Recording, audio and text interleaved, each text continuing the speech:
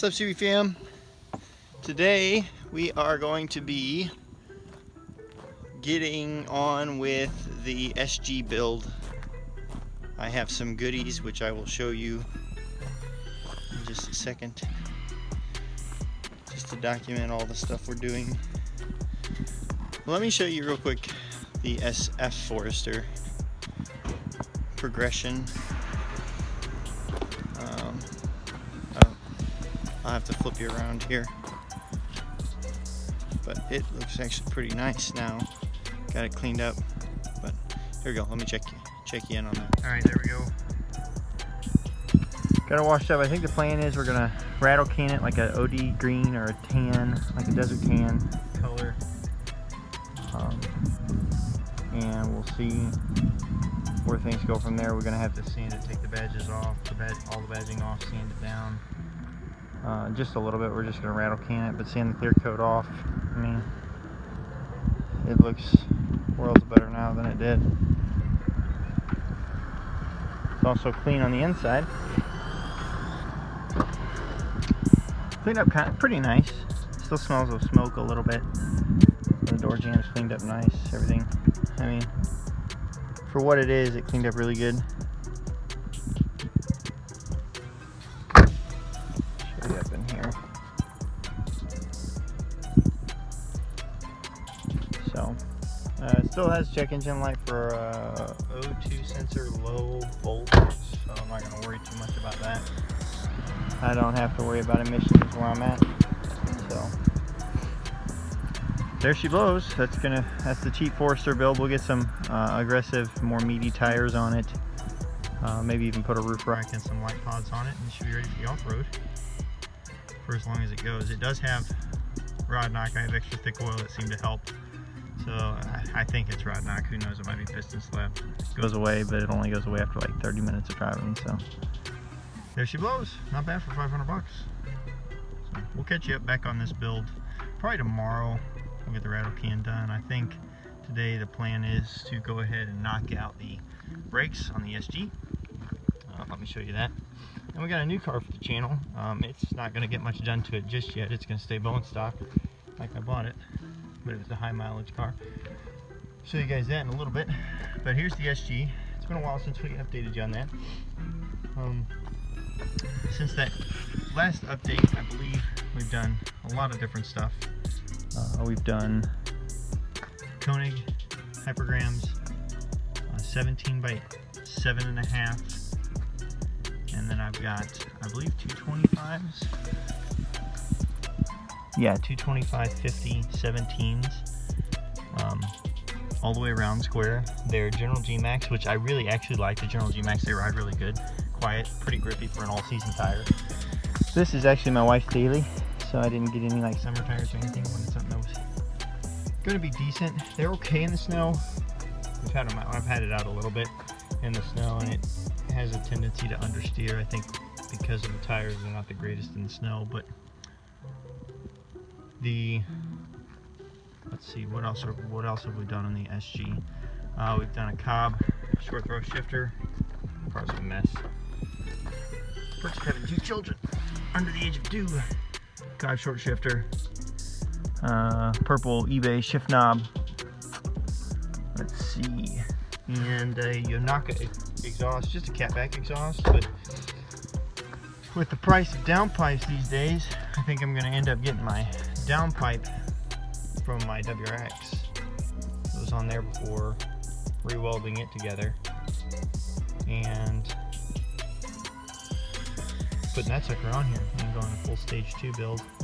I do have the dongle to monitor everything with an Android tablet. We'll probably do a video on that. God, we got so much content.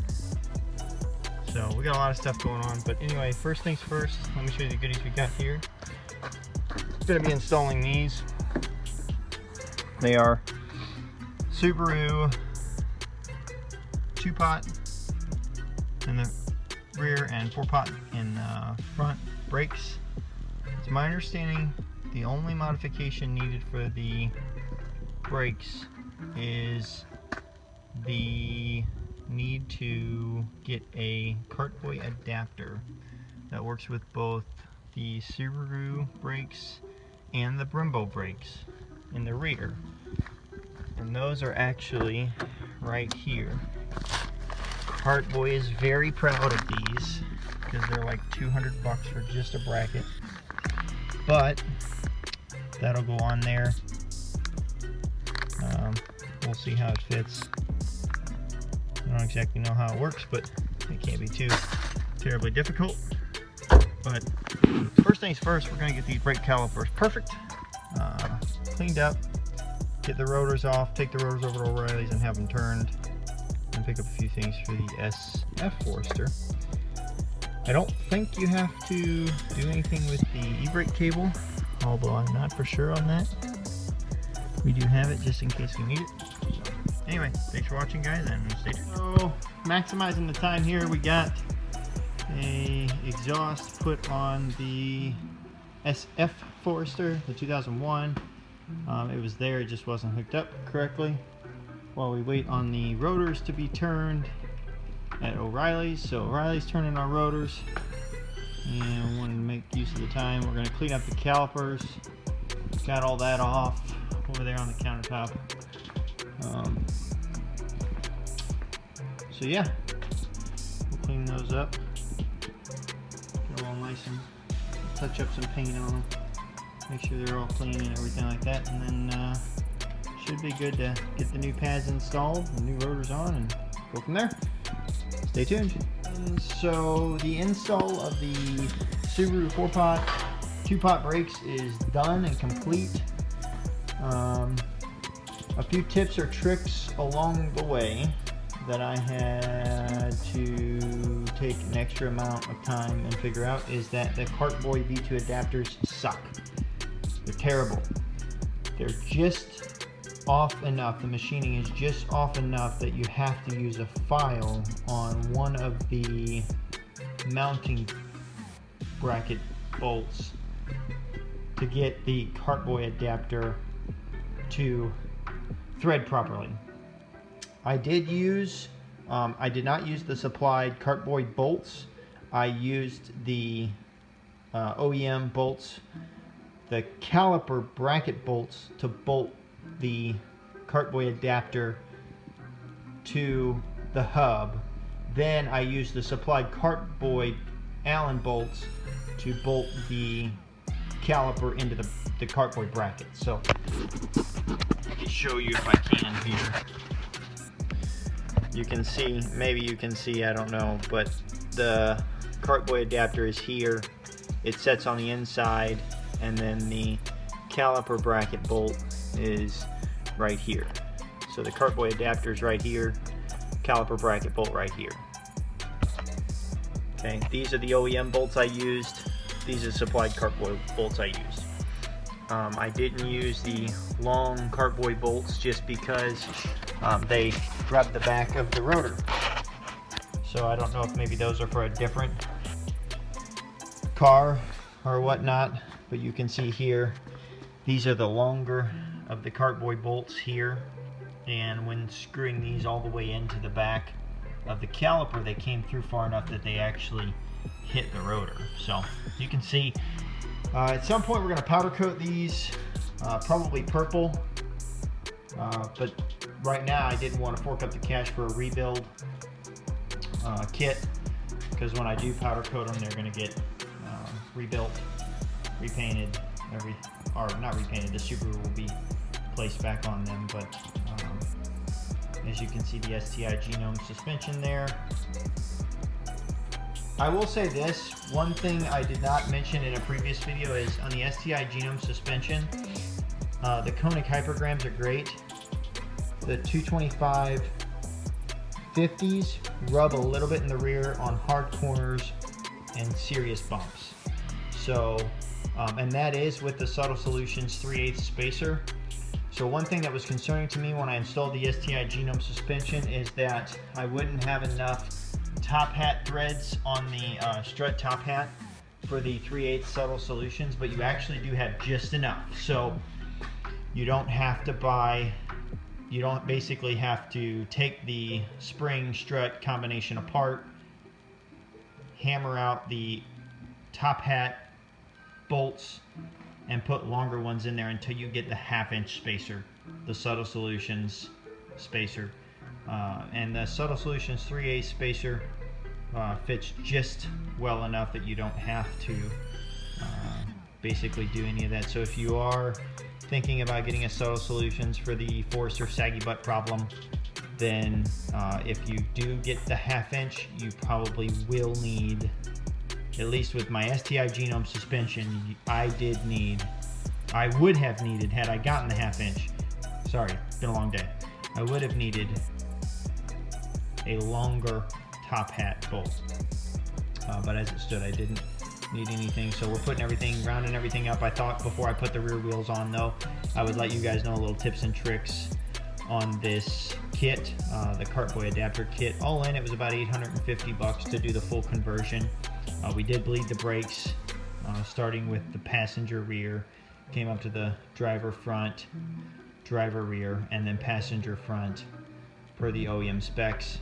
Everything bled out good, everything moves. I always, whenever I do a brake job, I always get in the car, start it up, make sure I don't have any ABS lights, and make sure all the wheels spin freely without any kind of clanking, because sometimes this old hardware is a little bit cantankerous and you have problems with it. So anyway, it's basically a simple install. The front's bolt right up. Additionally, on the rear, you have to cut the dust shield. You have to cut the lip of the dust shield off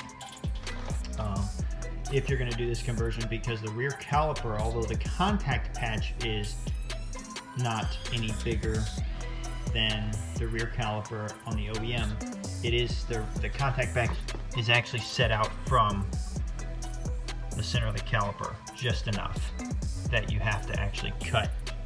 So what it is, I took some tin snips, they worked great. I cut around, cleaned it up, put a little spray paint on there as Rust-Oleum as rust prevention, and we should be good. Hopefully I don't get any junk in my e-brake. That's just kind of probably one of those sad consequences of doing this conversion. I didn't really know a way around it. If anybody does know a way around it, be happy to tell me. I'd be happy to listen. This is the first time I've ever done this, obviously. I did have the whole knuckle assembly, but I really wasn't too interested in basically taking the whole knuckle assembly out and doing basically a whole knuckle conversion. So anyway, thanks for watching, guys. The SG is basically complete for at least a little while. We're probably going to take a downpipe once I can figure out my welding skills. I have a chopped off downpipe. The flange at the turbo is intact. The flange down where it meets the mid pipe is where it is cut. So I'll measure that up and probably put turbo back exhaust. I'm really thinking when I do that, we're going to do an STI turbo, probably a VF43, and an STI intercooler. I have an STI intercooler. I hope it will bolt up off of my wrecked STI. So anyway, that's the story, guys. Thanks for watching, and stay tuned. Hey guys, so I don't exactly remember where I left off. It's a few days later, but I wanted to do a follow-up video on the Subaru 4-pot, 2-pot brake install. I think that's what I'm going to title this video, if you will. Here's tips and tricks for the brake install on the XT update. I know I gave you a lot of information on the XT update, but I didn't give you much information on the install specifically for the Subaru 4-pot and 2-pot brakes.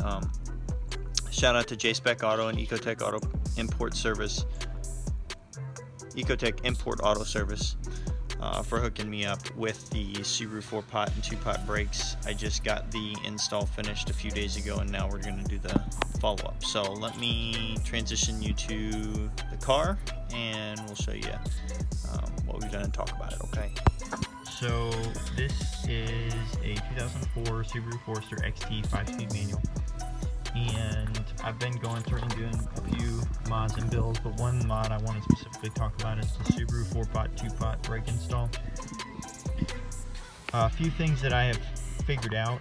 The fronts bolt straight up. So basically when I bought them from JSpec Auto, what I got was the whole hub assembly and the 4-pot caliper. What I did is I had the rotors turned and I got new pads. I just got El Cheapo pads until I get newer rotors. The pads were about 40 bucks. All in, I'm about 900 bucks in for basically everything for the brake install. that's bolting them up, everything done. But the four pots on the front bolt right up. They're great.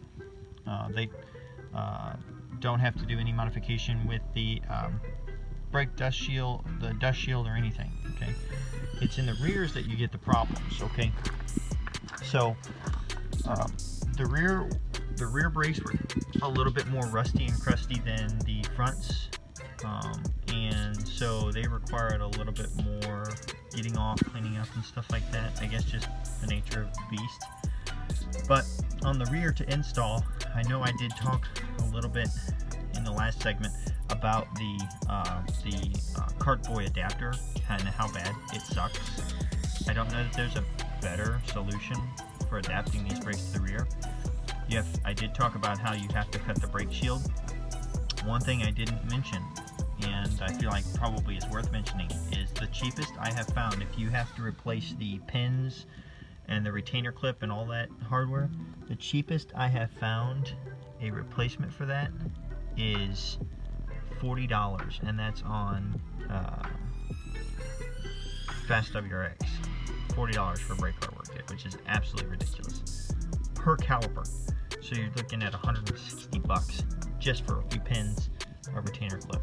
So they definitely have a market out for that. It does seem kind of ridiculous, that price, but I guess that's the cost of doing business. But anyway, they're done. They don't affect the brake pedal feel much, but you can definitely tell there's a lot more grippiness and grabbiness to them. They very comparable to the Brembos that I have on my Bug Eye, and they look pretty good. They will eventually get rebuilt and powder coated and all that stuff. Actually, it's funny, a rebuild kit for 2 calipers is $50 on eBay. Just for the hardware, it's $50 for 1 caliper, so if that goes to show you anything. But anyway, the XT build's coming along. Wanted to give you guys an update. Wanted to talk specifically about the 4-pot, 2-pot brake install. It's pretty basically standard, comparable to any other brake install. Again, the fronts bolt right up, the rears you'd have to do some slight modification. Nothing that's terribly difficult or anything you should really worry about.